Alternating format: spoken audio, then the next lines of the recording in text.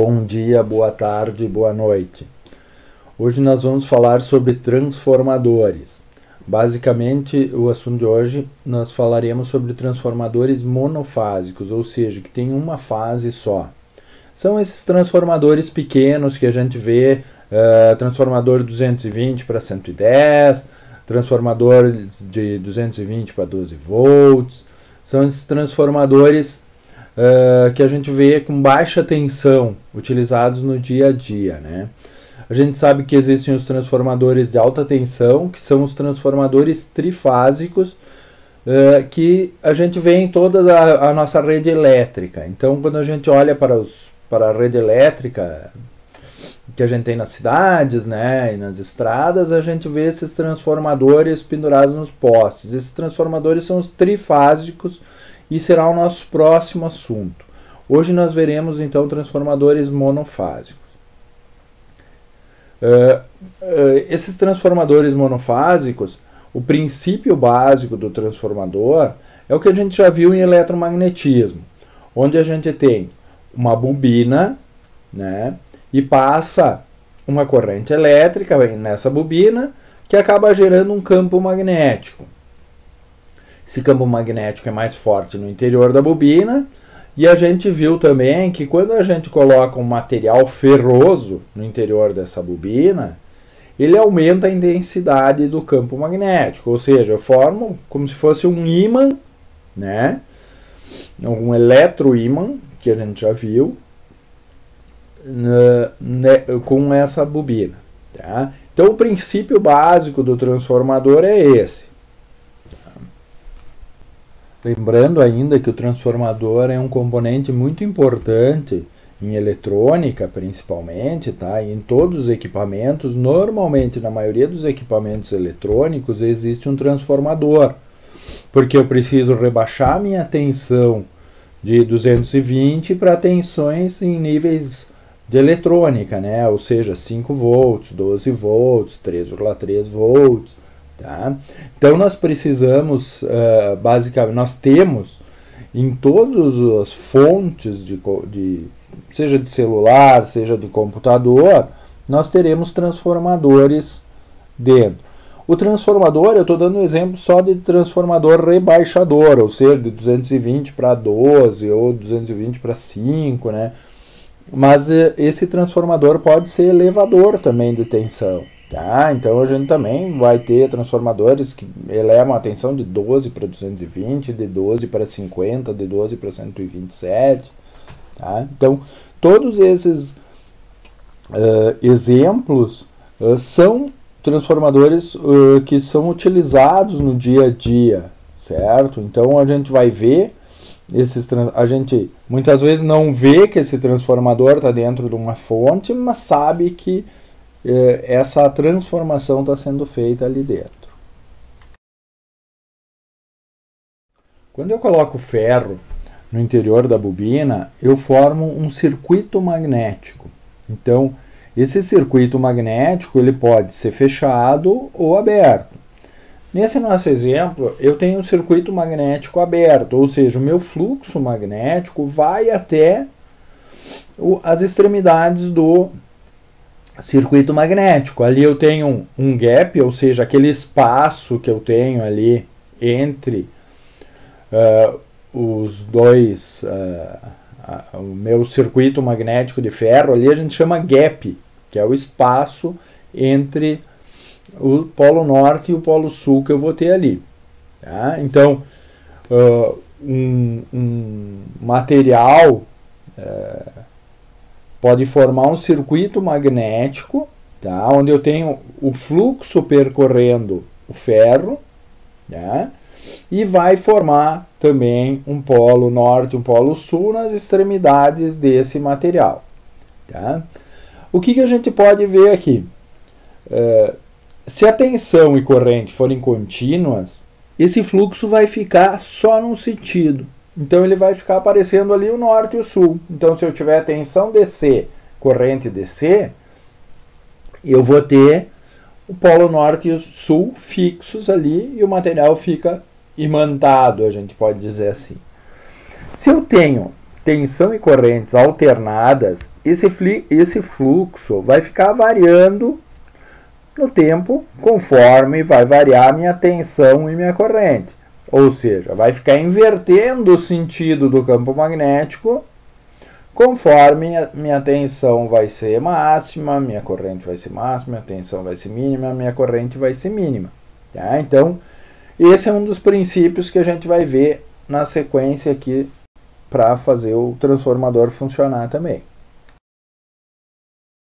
O princípio do transformador depende basicamente da lei de Lenz, onde nada mais é que eu tenho um fluxo passando por bobinas e gerando corrente nessas bobinas, consequentemente gerando a tensão nos terminais dessa bobina, que seria a bobina do secundário. Esse vídeo vai apresentar melhor a lei de Lenz, com gráficos mais fáceis de vocês verificar, e que no futuro pode servir também para a gente ver, quando a gente for ver o funcionamento dos motores. Lei de Lenz. Objetivo: entender a lei de Lenz e seus efeitos. Antes de começar a explicar a lei de Lenz, vamos executar uma atividade simples. Pegue um tubo de cobre, que é condutor, mas não magnético. Jogue um pedaço de aço para baixo através do tubo. Ele cai rapidamente sob o impulso da gravidade. Agora, através do mesmo tubo de cobre, jogue um ímã. Você verá que o ímã cairá bem lentamente. Por que isto acontece? Este fenômeno pode ser explicado como a lei de Lenz. Quando o polo norte de um ímã em barra se aproxima de uma bobina, o campo magnético se alinha e, por isso, o fluxo magnético ligado à bobina muda. Isto aumenta uma força eletromotriz, de acordo com a lei de Faraday de indução eletromagnética. Esta força eletromotriz induzida, por sua vez, gera uma corrente na bobina e ela flui no sentido anti-horário. Aqui, o movimento das agulhas indica o fluxo da corrente convencional. Esta corrente induzida, por sua vez, gera seu próprio campo magnético, de modo que este lado da bobina, voltado para o polo norte do ímã em barra, age como o polo norte do campo magnético induzido.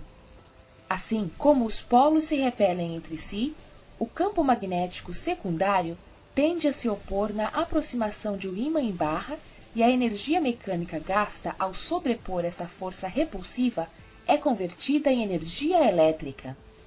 De modo semelhante, quando o ímã se afasta da bobina, a corrente induzida flui no sentido horário, transformando o final da bobina, em frente ao ímã, no polo sul. Portanto, o polo norte do ímã tem que sobrepor a força de atração entre o polo sul do campo magnético induzido e o polo norte do ímã em barra.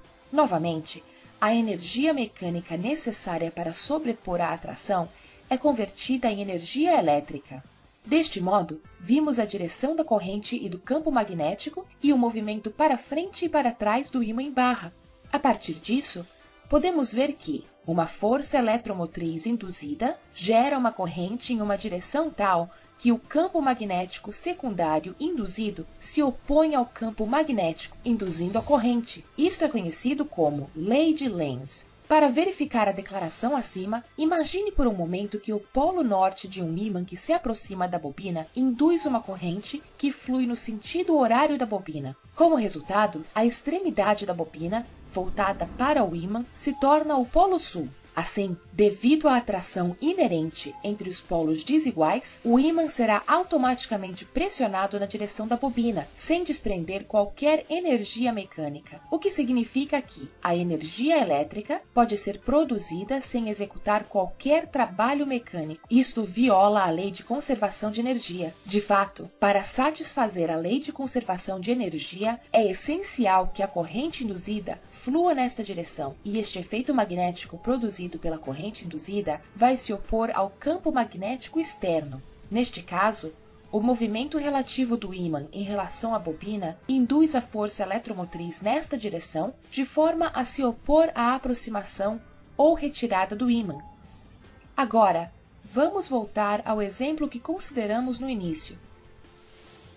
Neste caso, o ímã cai bem lentamente, porque o tubo de cobre adquiriu um campo magnético modificado com o ímã em queda. Este campo magnético modificado induz corrente no tubo de cobre. A corrente induzida no tubo de cobre, quando gira, produz seu próprio campo magnético, que se opõe ao campo magnético do ímã em queda através dele.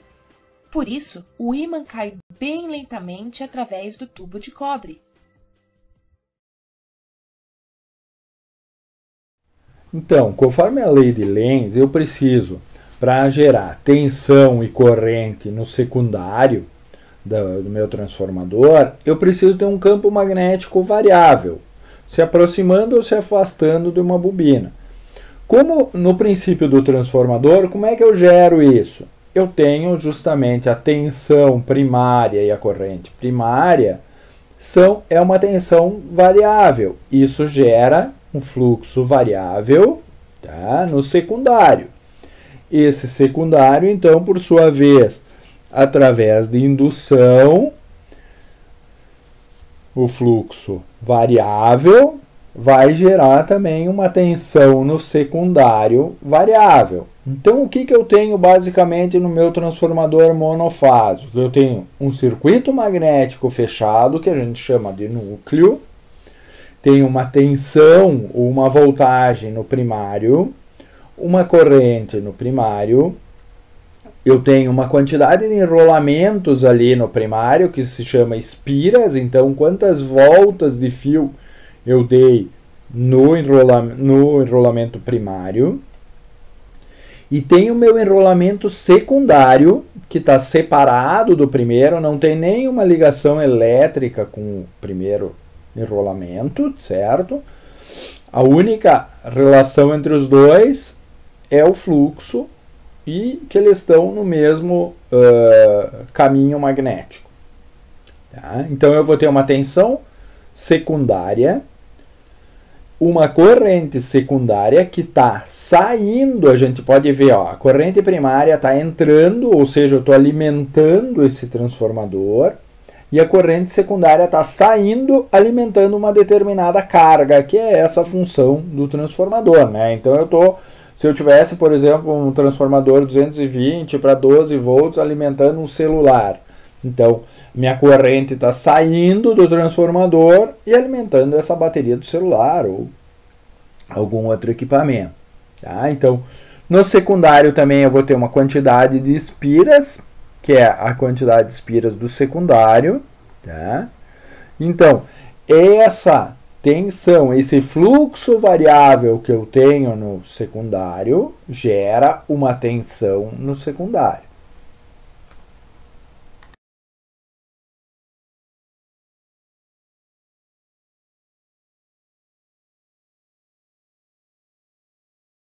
Então aqui a gente pode ver que no transformador a gente tem uma bobina no primário que recebe a tensão de uma fonte, ou seja, eu tenho uma alimentação, alguém fornecendo tensão para essa bobina primária. Pode ser uma tomada, pode ser algum outro circuito, mas tem alguém alimentando esse circuito primário. Através do fluxo induzido por essa bobina do primário, eu vou ter um fluxo alternado passando na bobina do secundário, consequentemente gerando uma tensão nessa bobina do secundário, e essa bobina do secundário sim vai alimentar alguma carga. Tá? Então eu coloco uma carga qualquer ali, né? Uma necessidade que eu terei de alimentar algum circuito, algum equipamento eletrônico, e com isso eu tenho essa tensão alternada no secundário. Lembrando que é sempre uma tensão alternada. O que acontece com o transformador se eu colocar uma tensão contínua? Ele simplesmente vai dar um pulso no secundário, vai aparecer tensão num breve instante e depois vai sumir essa tensão. Porque eu dependo, a minha bobina só vai funcionar, só vai aparecer tensão quando eu tiver variação de fluxo no interior dela. Se o meu fluxo é constante, eu não tenho mais tensão induzida na bobina do secundário. Ok? Lembrando ainda que as bobinas não estão ligadas, ó, eu posso ver ali, eu não tenho nenhum fio ligando essas bobinas, simplesmente elas estão ligadas pelo campo magnético que eu tenho no circuito magnético ou nesse núcleo de ferro.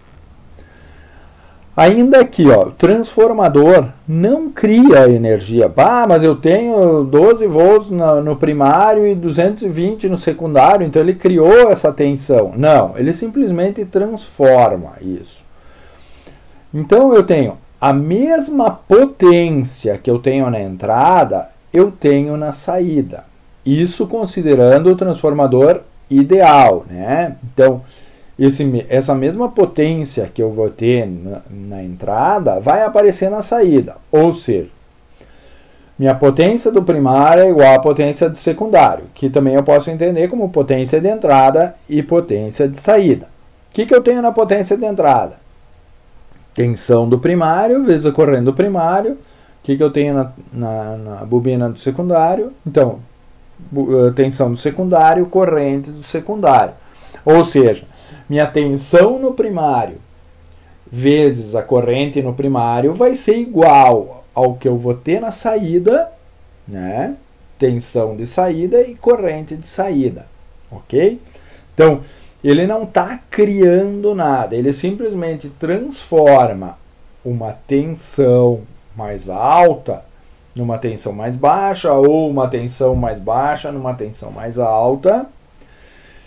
Consequentemente, ó, o que a gente pode imaginar? Se eu estou rebaixando a tensão, eu tenho que aumentar a minha corrente.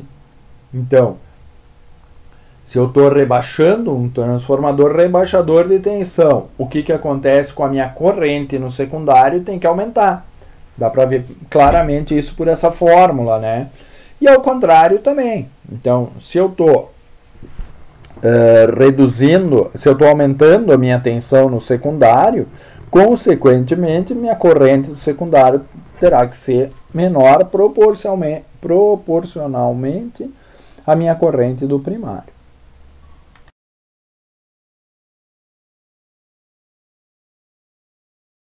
O que determina essa tensão maior ou menor no secundário? Tá? Então, a quantidade de espiras que o transformador possui ou que a bobina vai possuir. Então, quanto mais espiras forem induzidas pelo fluxo, maior a tensão que eu vou ter. Então, se eu tenho um fluxo passando por uma espira, eu vou ter uma tensão. Se eu tenho o mesmo fluxo passando por duas espiras, eu vou ter o dobro de tensão, e assim sucessivamente. Então eu tenho ali minha relação ou minha razão do transformador, tá?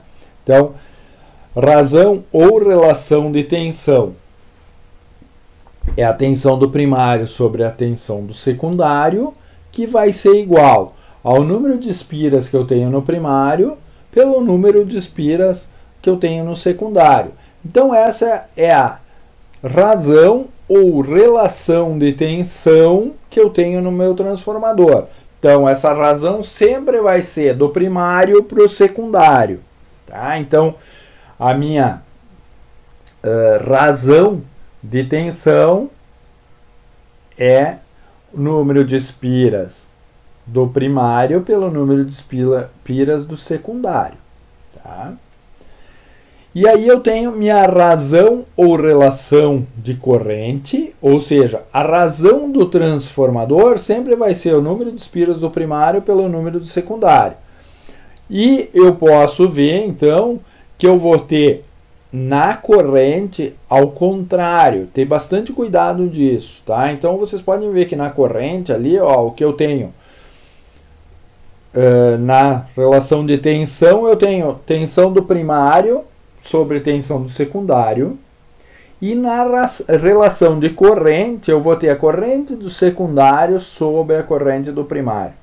Tá? Então, minha relação de corrente é inversa da tensão. Então, tem que ter bastante cuidado nessa relação quando eu estou fazendo os cálculos, né? Isso tudo é para transformador ideal, ok?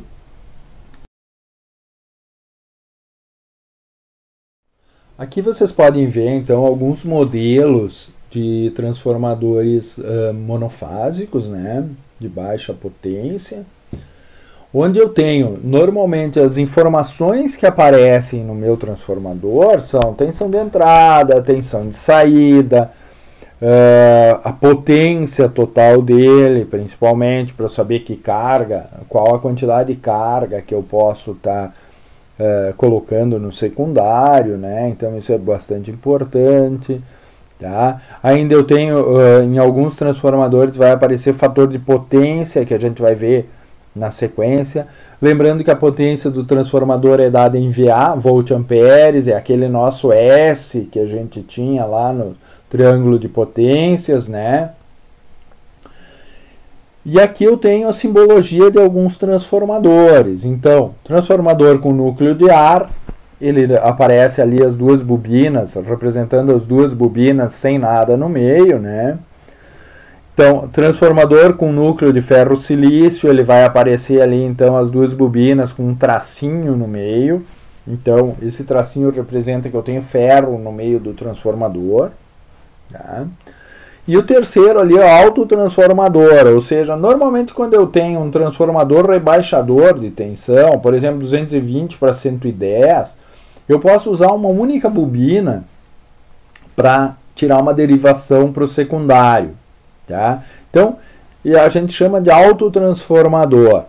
O princípio é igual, só a forma de construção dele é um pouco diferente, então eu tenho que ter o cuidado que a segunda bobina ali eu preciso que ela aguente mais corrente.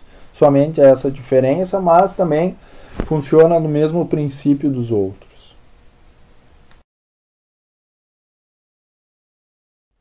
Mas como nada é ideal, aqui nós teremos então o nosso transformador real. Então o que nós temos no transformador real? Nós temos perdas. Tá?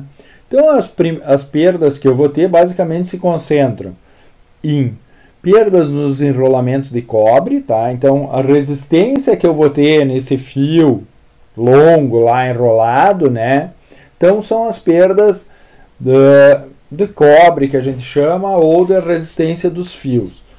Aqui eu vou poder ver, ó, então eu tenho perdas no primário, que é basicamente a potência dissipada no fio de cobre, né? Então vai ser a corrente do primário ao quadrado vezes a resistência do primário, que basicamente é a minha potência, né? E a corrente do secundário ao quadrado vezes a resistência do secundário. Então, essas são as perdas por aquecimento que eu vou ter no meu transformador, tá? Ou seja, a resistência vai gerar a corrente passando na resistência do fio, vai gerar um aquecimento, então isso são perdas que eu vou ter. Ainda no núcleo, ou seja, na parte ferrosa, eu tenho perdas por histerese e por correntes parasitas. Histerese basicamente é a capacidade que o ferro tem de imantar e desimantar, certo? Então, basicamente essa é a perda por histerese que eu vou ter. Ele demora um tempo até imantar e desimantar. Então eu tenho uma corrente alternada fazendo o fluxo variar alternadamente ao longo do tempo, e esse tempo que o ferro demora para desimantar, acontece uma perda ali por histerese. E ainda correntes parasitas, ou seja, no momento que eu estou passando um campo magnético por um material ferroso, vocês podem ver aqui nessa figura A, eu gero uma corrente no interior desse material. O que a gente faz para minimizar essas correntes parasitas é laminar esse material, ou seja, vocês podem ver, quando vocês veem o núcleo de um transformador, que ele é feito, não é de um ferro compacto, mas de várias lâminas de ferro. Então aqui eu estou botando essas lâminas, nessa figura B aqui aparecem essas lâminas, ou seja, esse ferro cortado ali em fatias, né? Isso serve justamente para diminuir essas correntes parasitas que estariam atrapalhando ou gerando mais perdas no meu transformador. Tá? Então, basicamente, as perdas no meu transformador são no núcleo, né, esterese e correntes parasitas, e nos enrolamentos de cobre, resistência do cobre, resistência do fio no qual o transformador é enrolado. Ainda eu tenho um outro conceito que é a eficiência do transformador, ou seja, quão eficiente é esse transformador, quanto de potência do primário passa para o secundário. Então, basicamente, é a potência do secundário sobre a potência do primário, onde eu terei que a potência do secundário dividido pela potência do primário menos as perdas. Tá? Então, eu vou ter as perdas são consideradas ali no primário e vai aparecer, então, a minha eficiência do transformador. Quanto mais próximo de 1, melhor vai ser o transformador.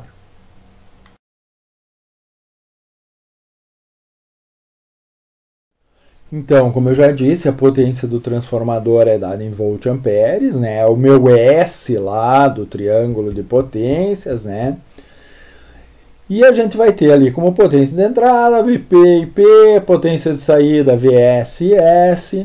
E a potência de saída sempre vai depender da carga que vai ser colocada no secundário. Ou seja, o que eu vou estar ligando nesse secundário do meu transformador e vai representar, vai me dar essa potência do secundário como potência útil, né? Então, nesse exemplo aqui que eu peguei do livro, retrata muito bem essa carga no secundário e dá para vocês entenderem bem isso. Eu colocando aqui então nesse exemplo, qual a saída que eu vou ter em quilowatts de um transformador de 5 kVA, ou seja, 5.000 volt-ampere, é a capacidade desse transformador, onde eu vou ter uma tensão de entrada de 2.400 volts e uma tensão de saída de 120 volts. Está alimentando uma carga qualquer, né, com os seguintes fatores de potência. Ele quer saber a saída, a potência de saída em quilowatts, tá? Então, primeiro fator de potência ali é 100%. Segunda carga, 80% e terceira, 40%. Qual a corrente de saída especificada para o transformador? Então, o que eu vou ter ali? Ó? Minha potência de saída em quilowatts depende do fator de potência que eu vou ter. Então, o meu primeiro ali é fator de potência 100%, eu vou ter 5 kVA vezes 1, que 100%, então, toda a minha carga está sendo transformada em trabalho. Toda a minha potência, toda a minha potência está sendo transformada em trabalho, ou seja, eu estou com 100% da potência útil. Então, eu tenho 5 kVA, onde eu vou ter 5 kW chegando na minha carga. Né? Para a letra B, 80%, então eu tenho 5 kVA vezes 0,8, ou seja, eu só vou estar alimentando, ocupando, transformando em trabalho 4 kW. Tá? Na C, eu tenho 5 kVA, 5.000 volt-amperes, e vou estar transformando em trabalho 2.000 watts, ou 2 kW. Tá? Então, sempre eu vou ter uma potência conforme o meu triângulo de potências, lembram das aulas passadas, onde o meu P está na horizontal, meu S, que é o quanto eu estou pagando para a concessionária, vai estar com um determinado ângulo, que esse ângulo, o cosseno desse ângulo é o fator de potência, e meu Q, que é a energia reativa que eu estou perdendo, jogando fora, devido a uma carga reativa. Tá? Então, aqui a gente pode ver também a minha corrente de saída. Então, eu vou ter a potência de saída dividido pela tensão de saída. Tá? Então, minha potência de saída é 5 kVA. Minha tensão de saída é 120 volts. Eu vou ter uma corrente do secundário de 41,7 amperes. Tá? Isso a gente vai depender lembrando que isso aqui é alternada, tá? Então, minha tensão de saída é 120 alternada. Minha corrente de saída é 41,7 alternada. Para potência A, eu não tenho nenhuma defasagem entre tensão e corrente de saída. Para a potência B, eu tenho uma defasagem entre tensão de saída e corrente de saída. E para a potência C, maior vai ser essa defasagem entre a tensão de saída e a corrente de saída. Tá? Então, por isso que eu tenho diferentes aproveitamentos de potência na saída do meu transformador. Tá? Então, no meu triângulo de potências dá para ver perfeitamente isso. Tá? Então, a potência útil e a potência que eu estou perdendo. Ok? Na próxima aula, os assuntos futuros, a gente vai ver transformadores trifásicos. Mas antes, para eu poder dar transformadores trifásicos para vocês, eu tenho que ver o sistema trifásico como funciona. Tá? Então, o próximo assunto vai ser sistema trifásico e depois aplicação do sistema trifásico no transformador trifásico, que basicamente é igual ao monofásico, só que eu vou ter 3 núcleos. Ok?